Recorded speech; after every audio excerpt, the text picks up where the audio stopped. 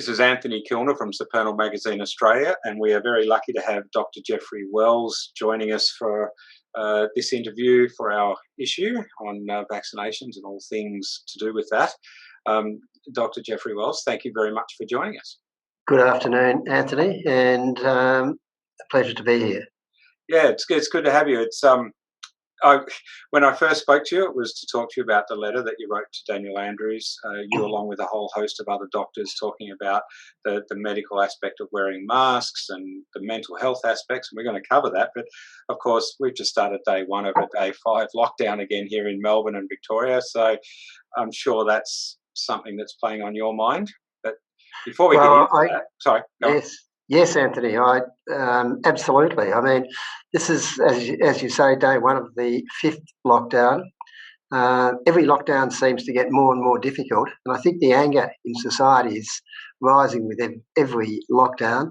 What the government doesn't seem to realise is that there's a significant downside of lockdowns, and basically we believe that lockdowns cause more harm to the general health of the population than the virus itself. And as a result, we've seen economic harm, and this has also followed on with significant mental harm to the population, involving all aspects of the population, from young school children who are not able to go to school to adolescents. The problems with adolescence has been absolutely diabolical. And we know that we've had research from the Kids Helpline that shows in New South Wales the number of liaisons with the helpline has gone up 100%, has gone up basically 200% in Victoria. And this follows through to all things, to public life, to family life, and to the elderly people who are facing problems with isolation. It's a very, very difficult situation, and I think the government just doesn't seem to be listening to the people out there who are really getting very tired of this whole situation. Now, there's been exacerbating causes. We know about the problems with vaccinations. The vaccination rollout has been difficult, to say the least.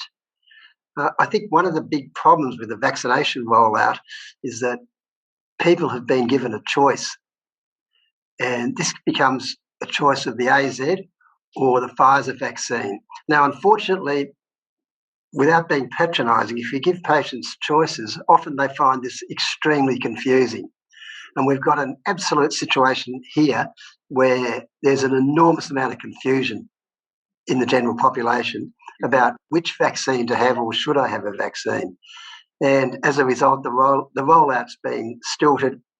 It might be gaining a little bit of momentum now, but the way out of this situation is definitely increased vaccination, especially to those who are greatly at risk. And this, of course, is the patients 80 years of an age and over, and those patients with significant comorbidities. So we have to get these people vaccinated. I think the figures from these people aren't too bad, but we can always do better in this regard. Yeah, well, it's an interesting one because, you know, the term of vaccine hesitancy, it can be looked at in multiple ways. So the hesitancy could be because of side effects. It could be because of the confusion you're talking about. It could be because people just simply aren't sure of what is the right thing to do or the wrong thing to do. I know the agenda for what the government's trying to do is it ends when everyone gets vaccinated, but not everyone is prepared to do that. So it does make it a little bit of a tricky discussion out there in general terms. And when you talk about, you know, the mental health issues, they're the things that I'm noticing more and more. You know, just being down the street just, you know, half an hour ago to grab some food and shopping and things, and my local butcher chicken person was saying that he's never been this angry before. He's angry at the lockdown. He's angry that it's all over the media. He's angry, and he's talking about his nephew. He's angry, and his nephew's a school child and can't do sport and can't do this. That's got to be an absolute major concern for our mental health people. Absolutely, Anthony. I mean, for those of the people who have read the initial letter, there's some figures there that are quite interesting that I think it's good repeating them, and that is that if you're under 65 years of age, the chance of dying from the virus is about 1 in 150,000. On the other hand, if you're over 80 years of age and you have comorbidities, the chance of dying from the virus gets up to the vicinity of 25 to 40%. So basically what's happening is young people are being discriminated against. I mean, they're not going to die from this virus. It's certainly not Ebola virus, but the mental implications are just horrendous. And, I feel extremely sorry for people in small business. The people who are in the government employees, the politicians themselves, have been cushioned from this. They're getting a wage that is totally unaffected, whereas those in small business, quite often their business has been decimated. And this is creating an enormous amount of anger. And I can tell you that the anger will get worse if they continue to extend this lockdown, which they probably will. Mm-hmm. I'd be very surprised if it only goes for 5 days, Tony. The last lockdown was said to go for 5, I think initially 7 days, and it was called a circuit breaker lockdown. Well, it's not a circuit breaker lockdown, it's a lockdown. Mm. And to use this sort of slimy coexisting terms is just totally untrustworthy. It just brings about further anxiety in the general community. I mean, we don't need this. Just tell us the truth. We don't need any sugarcoating. I mean, people want the truth. They want to be able to plan their lives, and it's almost impossible to do this at the present time. Yeah, no, I totally agree, and I think this is. I'm seeing it a lot in social media. I haven't even looked at the news. I've sort of got to the point where I'm switching things off because I'm just the negativity that's portrayed and the words that people are using. I find almost offensive, and that's me who likes using words, but it does make it really tricky. So we skipped a part about who you actually are and what you're doing and who wrote this letter, and I'd like to just inform our listeners and people who are watching this. Just tell us a little bit about yourself and then the amount of doctors that actually got together behind this, because I would like to be able to publish the letter in the magazine, or at least part of it, and then give a link to people. But it's very detailed and very important. So let's start a little bit about you and your qualifications, and then the group that is being put together. Righto, Anthony. Well, I'm a urologist. That's a surgeon that deals with the genitourinary tract. So it basically deals with kidney disease, bladder disease, prostate disease. I have been working as a urologist in Victoria since 1992 and have worked in the public hospital system up until 18 months ago. Now I'm solely in private practice. When the first lockdown came into abeyance about 15 months ago, I started talking to some colleagues, and we thought this was a serious overreaction. We weren't happy with how the chief health officer was dealing with the pandemic in Victoria. So we decided we'd write this letter to Daniel Andrews, and hoping that we could influence the way that the pandemic was being treated. And basically the take-home message is and always will be lockdowns cause more harm than the virus itself. Mm-hmm. And then we've given out the figures of mortality and then associated harmful side effects of the lockdowns. And as you know, this is not getting any better. No. It's getting worse. And the problem is now that people are getting very exasperated, and people are starting to actually leave Victoria. There's no question. Oh, absolutely. Yeah, and it's not. The interesting thing is, Anthony, that about a third of my practice is based in Noble Park in Daniel Andrews' electorate. I have been working in Noble Park since 1992, and I know I've got a quite a big practice there, and I can tell you that the vast majority of the patients that I see are extremely unhappy with with how the Victorian government has been dealing with the pandemic. And I'll tell you one interesting thing. I was just speaking to a GP a couple of days ago, and I think this is sort of a microcosm of what's going on. And I said to this chap, who I know quite well, I said, have you seen any patients with COVID? And he said, Geoffrey, I haven't seen any patients with COVID, but I can tell you what, I've seen a lot of patients experiencing family violence. Yep. And I think that in a nutshell is what's happening in Victoria. Yeah, that's unfortunately that's one of the things that are on the rise, and we know from the facts and figures that are being kicked around, domestic violence, alcoholism related disease, all that sort of stuff seems to be rife out there, and it does put a lot of pressure on the mental health system. Oh, absolutely. Yeah, I have two of my writers that work in mental health, and they're seeing the results of all of this, and you just sit back and you just go, somebody's got to do something, because me personally, if I wasn't being supported by my partner, I'd be bankrupt now, and yes, we just wouldn't have anything, and I'd be out working in the garden, and that's it. It's just that she's in emergency services, and so it's there.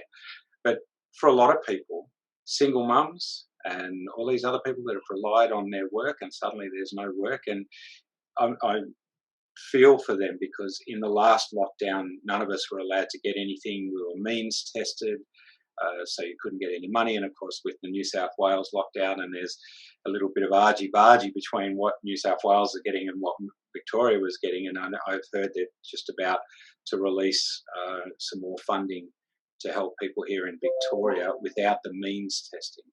And so that's a really interesting sort of sidebar, because that tells us that they're looking at potentially running this a lot longer than we are aware. Oh, I totally agree. I'd be surprised if this doesn't go for another 2 or 3 weeks at least. Yeah. And we don't want to put a downer on it, but no, it's sort of what life is, isn't it? Yes. It's just almost becoming your worst nightmare. I'll tell you this interesting thing that you learn a lot off the patients. One patient came and saw me last year. He was a tradie, electrician, employing 6 people, and he was going to leave Victoria, but he'd done a fairly extensive renovation on his house and thought it wasn't a good time financially to do it. But basically what this fellow said was, if it was in private industry, all the government is doing is occupational health and safety and nothing else. It's just concentrating on one issue. They're doing no research and development, no marketing, and the state is at a standstill. And basically the problem why the state is at a standstill is because they're totally transfixed with the virus, to the exclusion of all other health issues. They have not got a holistic attitude on health. Health is not just about COVID. Health is multifactorial. We're having delayed diagnosis in cancer. Cardiovascular disease is worsening. Patients aren't going to the doctor because they're fearful of leaving home. I mean, the fear factor out there is just extraordinary. It's like, the Crucible, Arthur Miller, which we all studied at school in the 60s, or when I was at school in the 60s. Sometimes it'll be a lot later for other people. But these classic books, 1984, that talks about exacerbating fear in society. Yes. And this is what's been happening. I mean, I did a few operations yesterday morning. I had to drive out in the car for about 25 minutes. I was in the car and I was listening to one of Melbourne's radio stations, and it was all about the virus, to nothing else. And the people speaking were in fear mode. Yes. Fearful of this virus. I mean, this is just totally ridiculous now, where it's just a gross overreaction that the government is doing, and it's just instilling fear to the harm of people in society. Yeah, I mean, with the amount of people, the fear factor, like I said before, the terminologies that are being used in mainstream media circles is all about fear, you know, Yes. and now they're turning people against people. As a magazine, as you know, we're not biased one way or the other. We're not telling people what they should or shouldn't do. We're trying to get people like you to have your say, and our watchers and readers can have a look at that and go, yep, we're good. We know what we're doing. But the narrative that's coming across is very much fear driven, and as you would know, fear after a prolonged period of time feeds back on the body and creates disease, and that's where cancers come from and all that sort of stuff in a what I call a metaphysical sense. But you know, a lot of my friends have passed away since the fires, for example, from different cancers that have been generated because of the stress and what Yes. in their bodies. So it does make it really hard, and I'm really, me personally, I'm not sure the best way forward for people out of that, depending on their belief system. You know, really. Yes. Well, I think at this stage, as I said, vaccinate the vulnerable. We can't trivialise this virus, as we've said earlier. Yep. Elderly people with comorbidities, it's a potentially lethal virus. But it's certainly not Ebola virus. It's certainly not causing deaths to a great degree. I mean, I think as I've spoken to you earlier about this, Anthony, 110 people die every day in Victoria. That means in the last 8 months, 25,000 people have died in Victoria from basically cancer, cardiovascular disease, dementia, neurological problems. And of the 25,000 people who have died naturally in Victoria, only one person has had the virus. So this tells you something is not quite right. That is very telling statistics. Yes, those ones, yeah. This is a basic statistic. We know 160,000 people die every year in Australia. 1,000 people have so far died in the last 18 months, 800 of them in Victoria, for the government's problems with dealing with the virus, as has been well documented. Mm-hmm. I don't want to sort of allay blame there, but they certainly didn't do a very good job. And, you know, it's almost as though people cannot die of this virus. Well, people do die. It's a natural part of living, in parenthesis. Yeah. So, you know, I'm not trying to trivialise it, but this is life. And the goalposts seem to have somehow been changed, that we're just totally transfixed with this virus to the exclusion of all other health issues. It just doesn't make sense. Yeah. You know, we've got a commander-in-chief of COVID, this fellow, Jerome Weimer. Now, he is an IT person. He's not a doctor, but he is giving medical advice. He's telling people when to get tested and really raising the bar and creating more and more, in my opinion, fear. And I don't think this is in the best interests of the people of Victoria. Yeah. The way it's been going about. Really, I mean, one of the big things then, what we're really talking about is a lack of transparency about where the information's coming from. Absolutely. It's being directed. Absolutely. By people that don't necessarily understand the actual bigger picture of what's happening. Yes. We had a meeting with Martin Foley. We spoke to him. I pleaded with him. I said, Mr. Foley, we need 2 psychiatrists, 2 geriatricians and 2 general practitioners to speak to the people who are making these decisions. You know, these are the people who we wanted to speak to them are at the coalface. The people making the decisions are in a bubble. There's a huge difference between the two. Oh, absolutely. Absolutely. It would be very good to be seeing the people on the coalface, the people that are actually dealing with it, be the ones that are part of the advisory group. Absolutely. Rather than just even the scientists in the background. Yes. Just in my sort of thought process, absolutely. I mean, people out there know. People have got GPs. Everyone knows. If you want a good common sense opinion, ask a GP who's been in practice about 30 to 40 years. You'll almost invariably get a very measured common sense answer for any problem. That's their job. That's what they do. That's it. Yeah. So, all right. Well, look, I guess at some point you might get a better response, although I suspect not. But let's just keep putting it out there and keep trying to make people aware that they've, trust what your GPs are saying, look at what's going on in the bigger picture, and then see what happens, and hopefully we get out of number 5 alive. Yes. Quoting the old movie. Yes.